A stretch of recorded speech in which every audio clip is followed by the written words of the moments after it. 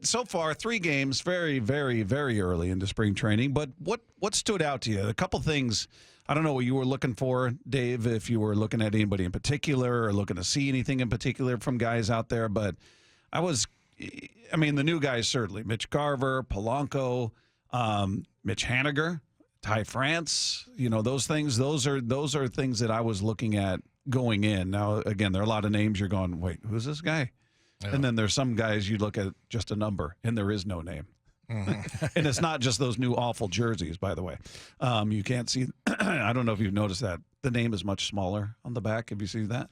I guess I didn't really notice it. Yeah, it's not good. It's see-through, and the name is smaller. Name is smaller. The players must love it. They don't like it. But Mitch Haniger in his first AB of the spring as a Mariner once again. Second pitch he sees. Year in 21. Here's a swing and a drive.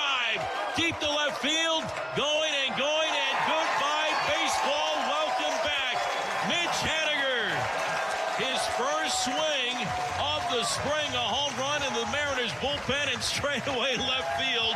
Yes, indeed. A standing ovation for Haniger, who puts the Mariners on top 1-0 here in the bottom of the first inning. And that has got to feel great for the veteran Mitch Haniger. Way to go, Mitch.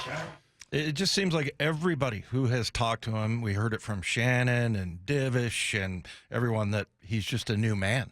And Haniger is just so happy to be back here, and the guy that's the most excited seemingly. So yeah, to me that was one thing that really stood out. The other is, and we'll hear from Salk about this, but we talked a little bit about Ty France and how he just looks entirely different, and not just. I haven't really seen, like, Brock Heward will break down his physique and all that stuff and what he'll break down everybody's physique. Yeah.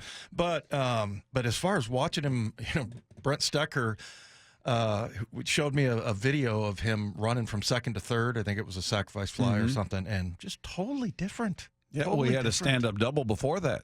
Yeah. Yeah. I mean, he looks fantastic running he just looks so much quicker. So, he really hit the weights hard and all the different kind of stuff. I don't know if you've seen those videos. I'm sure you have, where he's doing all these different body movements and things like that. Really helped him because he always, he was always a great baseball player, a good hitter. Last year he had his struggles, but he always looked like maybe he could be in a little bit better shape. And it looks like that's what happened. So those are the two things that stood out to me. Just Haniger and France. And France was the guy I was kind of I was worried about the most going into the season. That's really important that he gets, back to where he was. And so at least physically for him, but for Mitch Haniger, he just looks inspired. Mm-hmm. Yeah, he's obviously, as you said, happy to be back. Really not a good year out there in San Francisco. Played 61 games, got hit in the arm, broke his arm. He dealt with another injury outside of that. Just didn't go the way anybody had hoped. And he, landed him back here in Seattle. And hopefully, listen, there's a lot of pessimism attached to him. After that home run, I tweeted like, oh, great shot by Mitch, something. First AB, awesome. He could be huge for this lineup if he can stay healthy. And then it was like one sarcastic remark after another. Like, oh, you buy lottery tickets too? And you do the, just kind of like fool to believe type thing. I'm like, listen, man, I can hope for the best.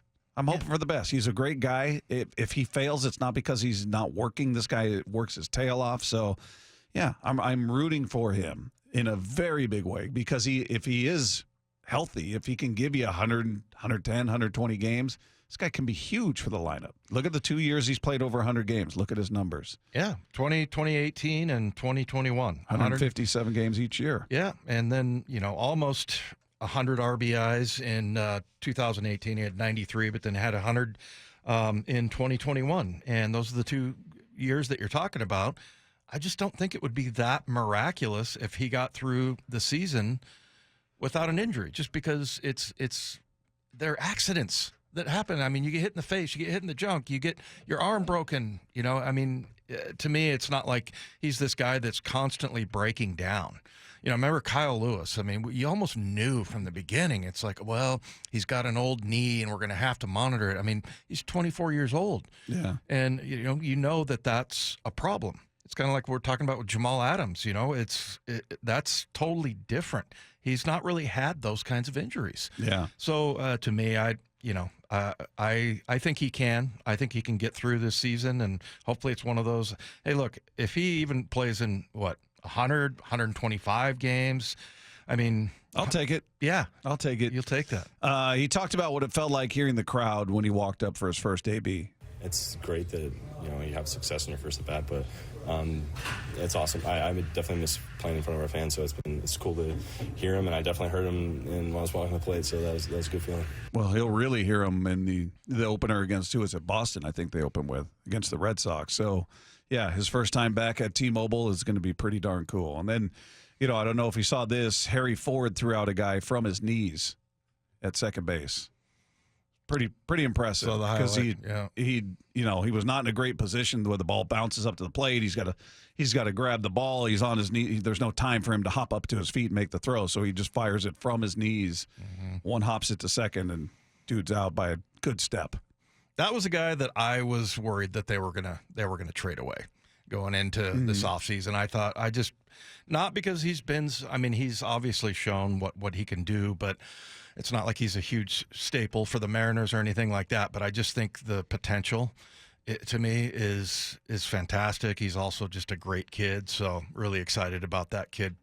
Get a chance to talk to him down there, hopefully.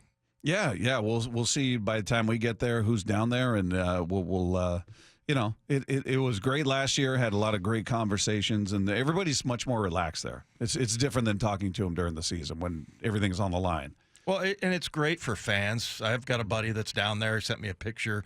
The access you get to the players and everything.